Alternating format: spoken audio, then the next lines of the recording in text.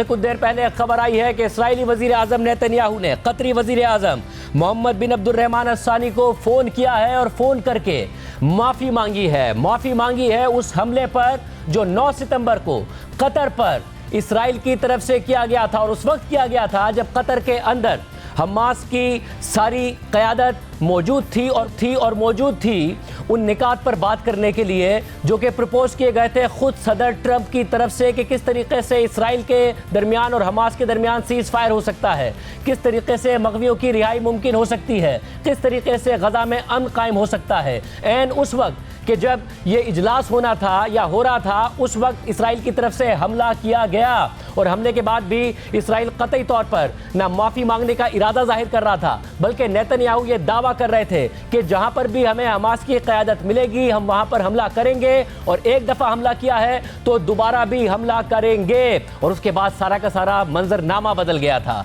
जहां नज़र आ रहा था कि हमास के हवाले से, फ़लस्तीन के हवाले से, इसकी गज़ा के में अमन के हवाले से कोई पेशरफ्त हो सकती है। ट्रंप जो दावे कर रहे हैं उन्हें अमली जामा पहना सकते हैं। बिल्कुल उलट सूरत हाल नज़र आई और ऐसा लगा कि अब अरब और इस्लामी ममालिक और इसराइल आमने सामने आ रहे हैं। ट्रंप का जो अब्राहम अकॉर्ड्स को आगे बढ़ाने का इरादा है वो खाक में मिलता नज़र आ रहा है। और फिर इस्लामी और अरब ममालिक का कतर में इजलास भी हुआ, उसमें तकारीर भी हुई, उसका एलामिया भी सामने आया। इसराइल अपने दावों पर डटा नज़र आ रहा था, मगर उसके बाद अब से कुछ देर पहले सदर ट्रंप की और इसराइली वज़ीर आज़म नेतन्याहू की मुलाकात होती है। और अब खुद अमरीकी मीडिया रिपोर्ट कर रहा है, जिसको इसराइली मीडिया भी कोट कर रहा है, कि उस मुलाकात में ही सदर ट्रंप ने इसराइली वज़ीर आज़म नेतन्याहू से फ़ोन कॉल कराई है कतरी वज़ीर आज़म को, जिसमें इसराइली वज़ीर आज़म नेतन्याहू ने अपने माजी के दावों के बरक्स कतरी वज़ीर आज़म से माफ़ी मांगी है उस हमले की जो इसराइल की तरफ से कतर पर किया गया था। और जाहिर है इससे पहले इतलात आ रही थी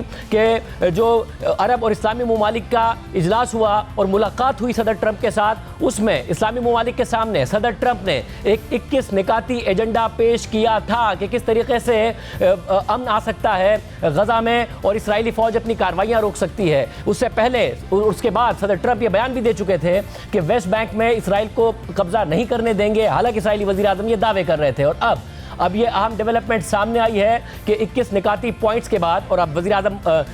पाकिस्तान शहबाज शरीफ ने भी अब से कुछ देर पहले सोशल मीडिया पे ये बात की थी कि